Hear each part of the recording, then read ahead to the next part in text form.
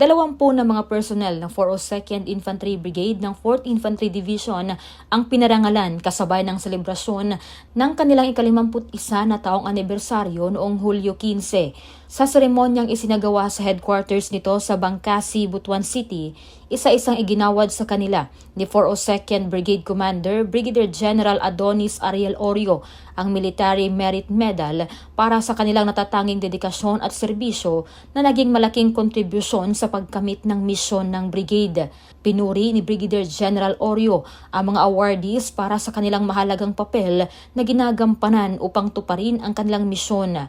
Pinasalamatan din niya ang lahat ng mga personnel ng Stingers Brigade para sa kanilang sakripisyo upang makamit ang tagumpay ng kanilang unit. It is my privilege to acknowledge the outstanding achievements of our personnel. These individuals have gone above and beyond their call of duty, embodying the very essence of what it means to serve. Their contributions have not only strengthened our unit, but have also upheld the highest traditions of our service.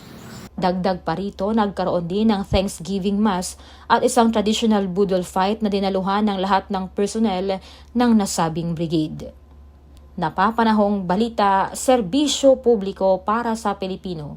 Bon Olavides, 4ID News.